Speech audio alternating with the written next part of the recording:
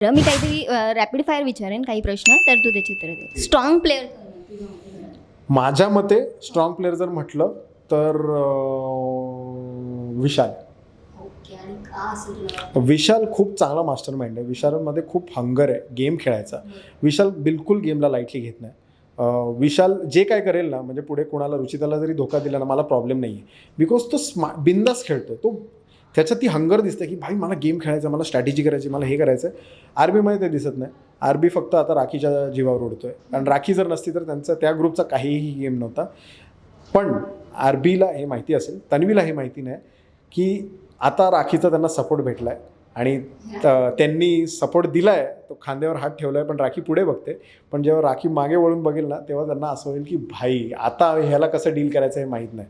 Because rakhi तेवढी शहाणी आहे की ती कुणाचीच नाही आहे. आता त्यांचं असं आहे, मी तुमच्या साईडने, मी तुमच्या साईडने. पण जेव्हा ती उलटी झाली ना की तन्वी जी रडणार आहे, ते तुम्हाला आयडिया पण नाही आहे. वीक प्लेअर कोण आहे? वीक प्लेअर प्रभू रोशन.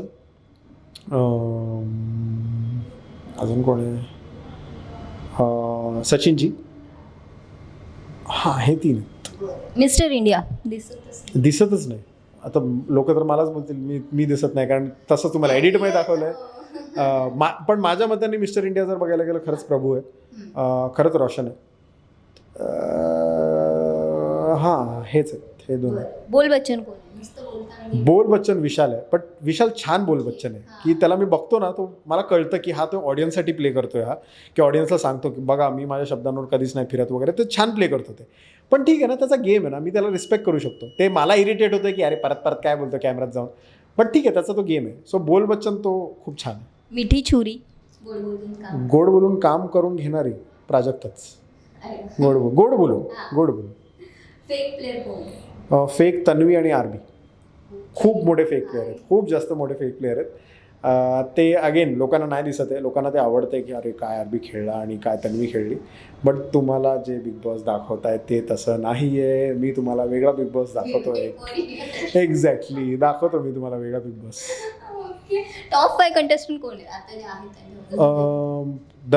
दर हफ्त्याला चेंज होईल ऑफकोर्स. बट आता मला प्राजक्ता, तन्वी, सागर, विशाल आणि आरबी वाटतं. ओके. कंटेंट क्रिएटर, तू आता बिग बॉसचा कंटेस्टंट, हा प्रवास झाला, शेवटचं काय सांगशील फॅन्सना आणि ओव्हरऑल तुझा? Content creator to reality show आता झालेला आहे. बट आता अजून खरंच खूप रियालिटी शो करायचे आहेत. आणि जे मी खरंच बोलतो आहे आता ते तुम्हाला पटणार नाही. ऑफकोर्स ती वेगळी गोष्ट आहे की अरे आता तुला संधी भेटलेली, आता तू काय नाही केलं, पुढचं काय बोलतो आहे. बट खरंच आता मला अजून एक रियालिटी शो करायचा आहे आणि ऑफकोर्स तो बिग बॉसच असणार. आणि मग त्याच्यात मला खरं रंग दाखवायचं. आणि मग तुम्ही उलटं बोलाच मला. मग बघतो मी काय करायचं तुमचं. की आता तुम्हाला चांगुलपणा नाही पटला, त्यावेळी मी तुम्हाला वेगळा चांगुलपणा माझा दाखवतो जो निगेटिव्ह वेमध्ये असणार. त्यावेळी मग तुम्ही बोला अरे हे काय असं थोडी करण बोलतो. मग मी तुम्हाला बघतो काय करायचं तुमचं. So experience overall great. लोकांचा प्रतिसाद भेटला, खूप छान, खूप बरं वाटलं. म्हणजे आता कॅमेरामध्ये पण खूप लोक बघत आहेत आणि कॅमेराच्या मागे पण एक फॅन आहे माझा.